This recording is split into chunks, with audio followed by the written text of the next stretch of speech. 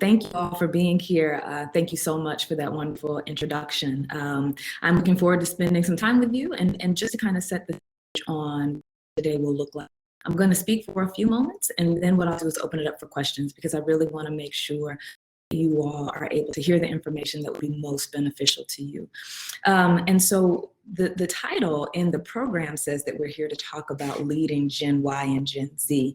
And we are going to talk about that a little bit, but we're also going to talk about what it means to just lead people in general. And so I'm going to pull up my slide deck so we can just dive right into the presentation. So if you will bear with me one moment while I pull this up, and then we will really get rocking and rolling. So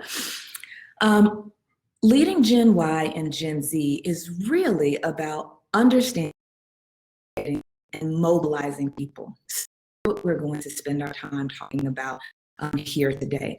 To level set and have everybody understand what we're talking about and what we mean with Gen Y and Gen Z, I do think we should do a roll call just to allow us to see who it is that we're talking about different generations.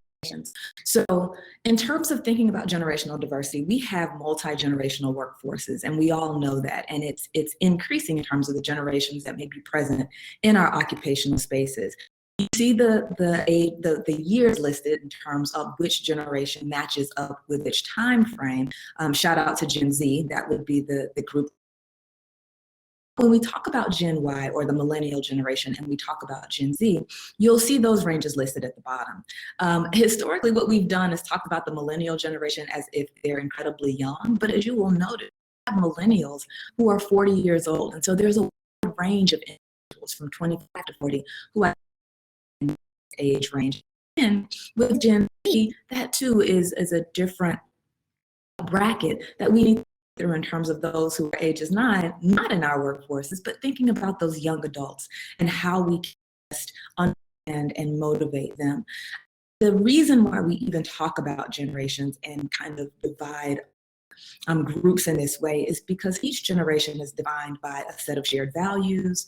There are typically critical experiences that the generation collectively has that shape who they are, how they see the world, and really influence their years. And so again, generational diversity is really like any other diversity. We need to be mindful of the characteristics that go along with that group while also understanding them in the context, not only of the world in which they grew up, but also in this current time. So again, I encourage you to see which generation you identify with as we continue moving through the presentation. And so what are some of the characteristics of Gen Y and of Gen Z?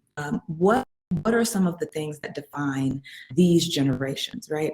And so if we think about it, these are the digital natives, right? These are the individuals who have not known a world of technology. They have been exposed to and surrounded by technology and the electronic and internet boom throughout the duration of their lives. This is in contrast to the generations prior to them. Thinking about myself, again, Gen X, I'm a digital immigrant.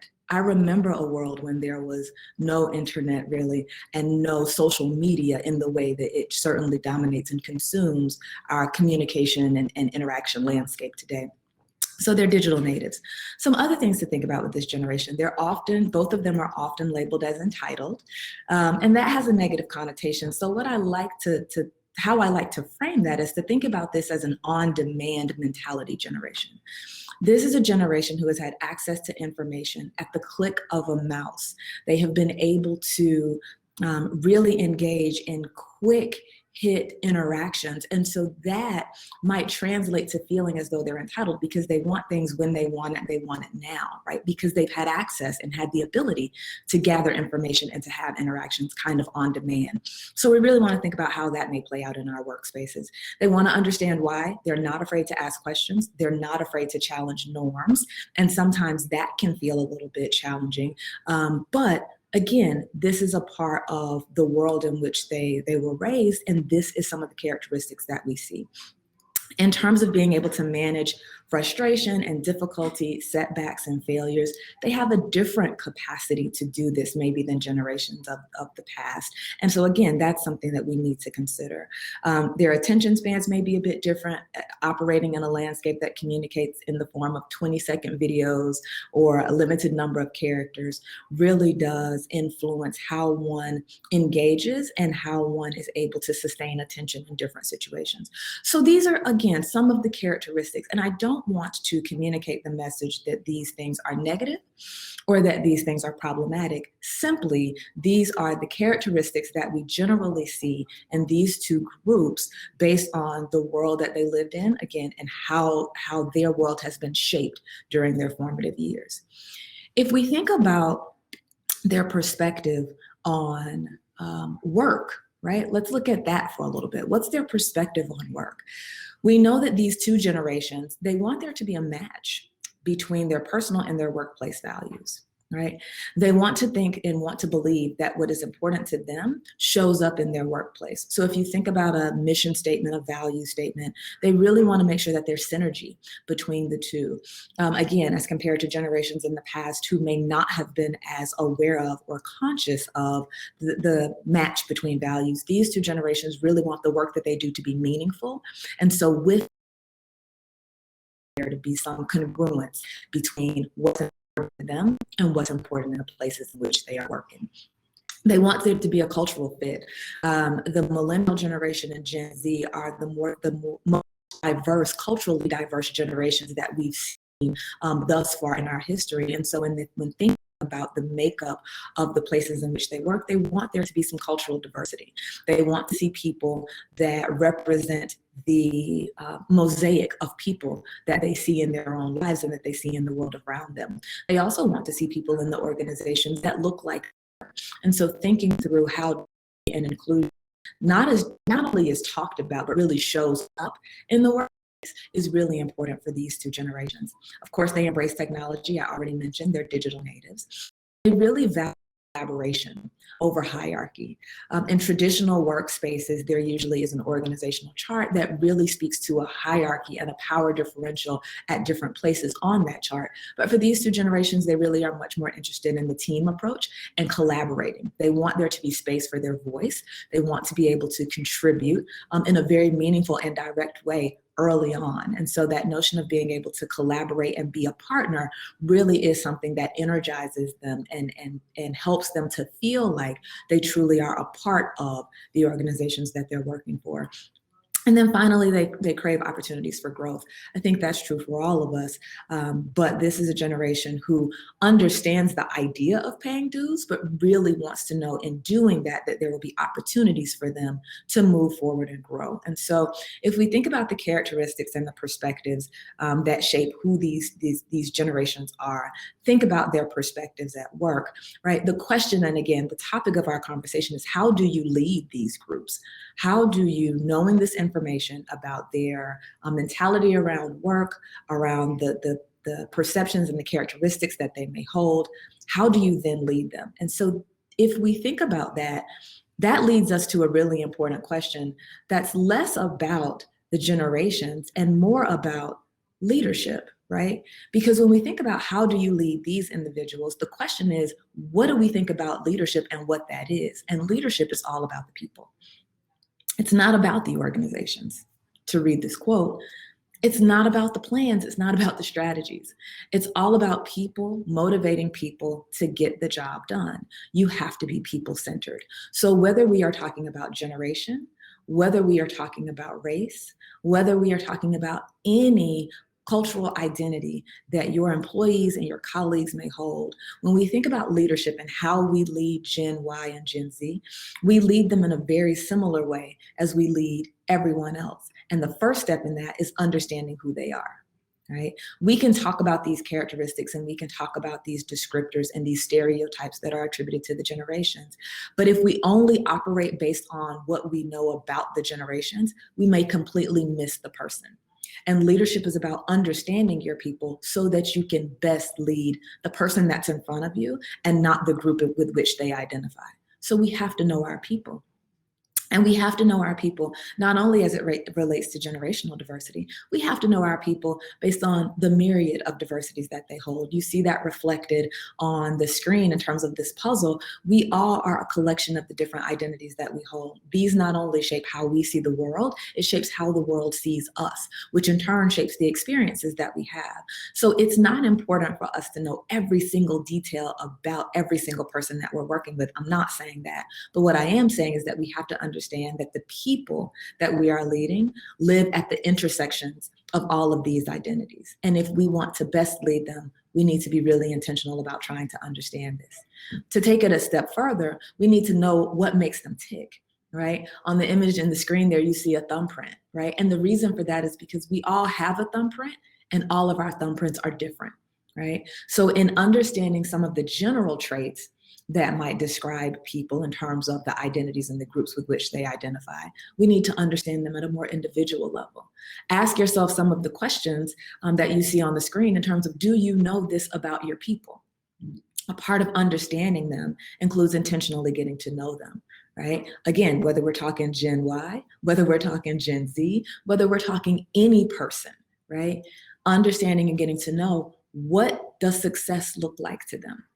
What does contributing look like to them? How do they learn? What are the environments in which they thrive? What are their strengths? What are their growth edges?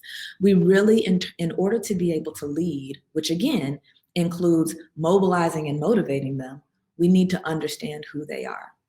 Not only do we need to understand who they are as individuals, right, in terms of their identities, understanding what kind of makes them tick, going a little bit deeper and understanding their unique imprint and thumbprint, if you will. But we also need to be mindful of the context in which they are living and in which we all are living. I think this past year has really brought to our very distinct awareness the importance of the world around us, what's happening around us, and how that affects who we are and how we show up in different places, including work.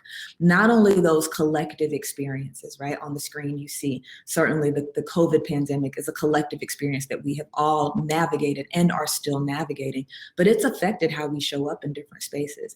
Also, the social justice movement that has been ignited as of last year and that has continued and will continue in the months and years to come. We have to be mindful of what's happening in the social context, because who we are and how we experience the world and just how we show up is influenced by these factors. And so as a leader, not only do we need to understand who our people are, we need to understand the world in which they're living, right? And think through how that affects them. This may mean that we have to have some courageous conversations about difficult topics. We may have to do an audit of what's happening in our own companies and our businesses and our practices to really think through, are we engaging in inclusive work? Are we really creating flexible environments? Does our environment promote wellness for our individuals? Not in this just generic sense, but in a way that actually helps them. Because the other thing that has become top of mind in terms of conversation and focus is mental health.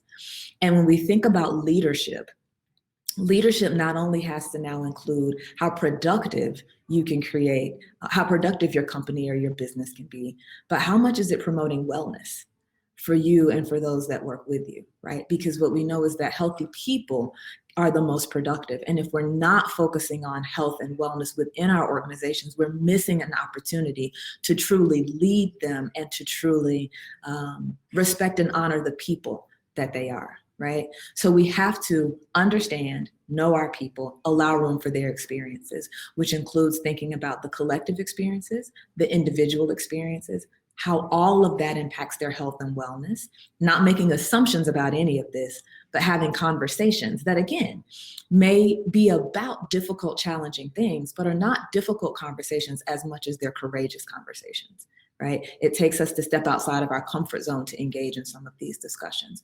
And then the last image you'll see there speaks to this notion of humility. And this is a concept that I just want to share as it relates to understanding folks, is this notion of cultural humility. And essentially what cultural humility says is, I am an expert in my experience. I am not an expert in your experience. And so what I have to do is to be able to allow room for my truth and your truth to coexist at the same time. Multiple truths can exist. And just because I don't know your experience doesn't make it any less important than mine. Just because I've never lived your experience doesn't make it any less true than mine. And so we need to approach our engagement with people from a place of humility, a place of openness, a place of being willing to learn, a place of being willing to allow room for the different experiences that people bring to that, right? We see people. And when we see people and people feel seen, they feel much more engaged and they are much more willing to give of themselves to the collective group and to the place in which they're working. So first step, and that's a huge first step, but the first step is really understand your people. Understand who they are as individuals, understand who they are as it relates to them being a part of your organization, get to know them, allow room for their experiences, and have a level of humility as it relates to engaging with them, right? The next step is understanding what's important to them. If we think about going back to Gen Y and Gen Z, these are some of the values listed on the screen that are important to both groups. And you have to know what's important to a person in order to best understand how to motivate them, right? And so this sense of belonging and feeling like they are a part of a larger whole, very important. Again, I already talked about purpose. This is a group who likes, these two groups are groups who like to engage in meaningful work. They like to feel as though what they are doing is making a difference, and they want to know how they are contributing to that, right? These two groups also want to have fun.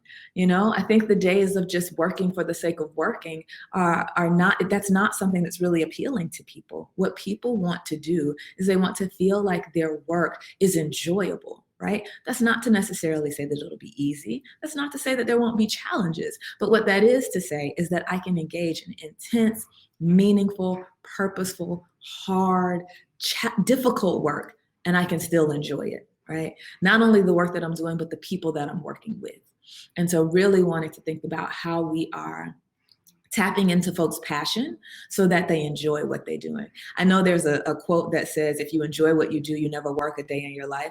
I'm not sure that that's exactly true. I think you can enjoy what you do and still find yourself working. But I think what happens there is that we enjoy the work and don't mind the work as much when we enjoy what we do. And so the other two pieces there, contribution I've already mentioned, and then innovation, right? Being very creative, having opportunities to think outside of the box, right? To push and challenge the norms, to think of new ways of doing things as opposed to always kind of holding on to and maintaining the status quo.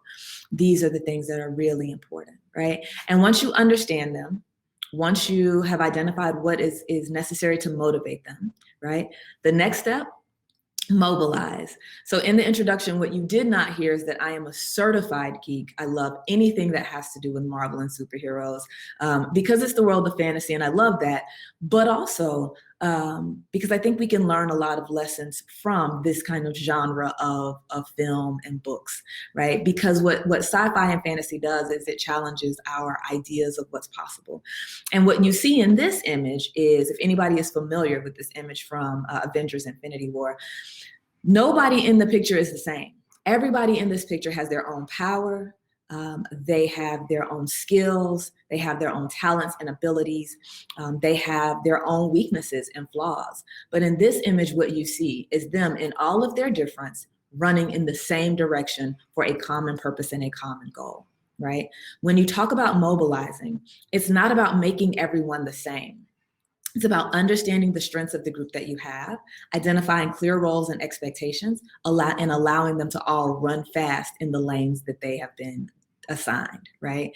And so one of the biggest problems that I sometimes see when people are trying to engage in leadership with Generation Y, Z, and anyone else is they don't clearly lay out what's expected.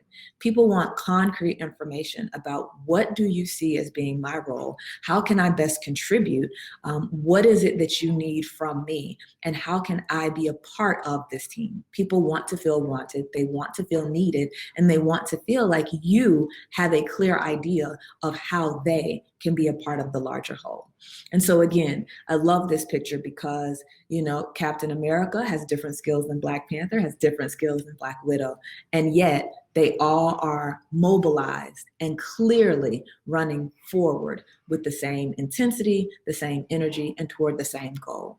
So again, the idea is not to create a level of similarity, right, amongst everyone. It's to understand the strengths that people possess, give them clear roles, give them a goal, and allow them to run fast towards it, right? So again, if we think about what it takes to lead Gen Y, what it takes to lead Gen Z, it takes understanding your people. It takes motivating them. To do that, you have to understand what their values are and understand what is motivating to them. It takes mobilizing them. And to mobilize, they need clear expectations so that when they run, they'll know where they're headed. And everyone will have clarity on what it is that they're doing and how they fit into the larger goals of the team. Some additional tools for leaders that I think are really important just to mention, again, because we're in a different kind of time of leadership. I think there may have been a time when leaders could focus on productivity and just focus on the goals and kind of have a very hard and rigid posture towards that. But given everything that we've experienced in the last 12 to 14 months, I think the idea of what's necessary from leaders has to shift a bit. And so not only can we talk about the things that are listed on the screen, but we have to be intentional about engaging in behaviors and actions that put these concepts into practice. So the idea of being compassionate is very simply demonstrating kindness to the people around you. Kindness goes a long way, and we've always known that, but our leaders demonstrating kindness towards us really is important. And again, helps to cultivate an environment of wellness that helps to improve productivity and helps to improve engagement amongst staff members. We also need for people and leaders to have empathy, right? And empathy is trying to step out of my shoes and understand what life is like from your shoes. I understand that no one on this call, no one on this session can truly walk in the shoes of another person, but that doesn't mean that we can't try to understand what that other person's experience is and extend empathy. We really need to be able to do that. Transparency, essential. And what transparency looks like is communication and over communication and really being open and honest about what's happening within the business, what's happening in the company, what it is you need from your staffers, right? Being transparent and being authentic in your communications. Being transparent also for leaders may mean saying, I don't know. Right? That's a skill that I think leaders have to sometimes develop, because I know that in the leadership position, it feels like you're supposed to know. Sometimes, though, the best thing you can do is to say, I don't know, but let's work to find out, right? Because that humanizes you. And sometimes it takes the pressure off of you from feeling like you have to have every answer in every situation. Not having the answer in this moment does not mean that you won't get the answer, but it does free you up from feeling as though you have to be perfect, right? At all times, which is unattainable for all of us. And then the last two, vulnerability. Everyone, your staff members, those who work in your company, the people that you serve, and you have all navigated extraordinary challenges in these last few months. And so having a level of openness that allows you to be vulnerable, not necessarily to share your entire story with someone or with your staff, but to just let people know that you feel them, to let people know that you understand where they're coming from because of your own experience, right? One of the things that I have talked about with folks is this analogy of being in a boat, right? And if we think about the pandemic, social injustice, everything that's gone on, the analogy that I've heard very frequently is we're in the same storm, but we're all in different boats. And I'll take that a step further as it relates to the workforce. What sometimes happens is the employees and the staff are in the boats and the leaders are on the shore directing traffic from the shore. It's very hard for me as somebody in the boat to believe that you understand my experience if you're standing on the shore. So a part of that vulnerability is leaders stepping in the boat with their staffs and with their employees and with their colleagues. It's not staying on the shore and directing traffic. It's being in the boat to share the experience so that everybody understands that we truly are in this together. And then to go back to that concept of humility, right? Vulnerability is stepping off the shore, getting in the boat. And even though we're in the same boat, we still may have different experiences, and we have to allow room for that. right? So that's where some of that vulnerability and that humility comes into play and intersects. And then finally, we have to be able to adapt. We have to be able to be flexible to meet the moment that comes our way. We can have a plan and we can have ideas for how we'd like to proceed, but what we really need to be able to do is to shift as the moment calls for it and adapt and be flexible so that we can continue to move forward and respond to the moment as opposed to being stuck by it because it's not what we thought it would be. So how do you lead Gen Y and Gen Z? Like you lead everyone else. You understand who they are as people from a personal standpoint, from a standpoint of what it is that motivates them in the workforce, from a standpoint of what the collective experiences are that are impacting how they are showing up in the world and how they are showing up with you. Second thing you do is you understand what motivates them, understand values, be very intentional about gaining that information. And then you give them clear roles and clear expectations so that they can mobilize individually in a way that allows you all to collectively move forward into the directions that you want to go. And so with that, I will say thank you.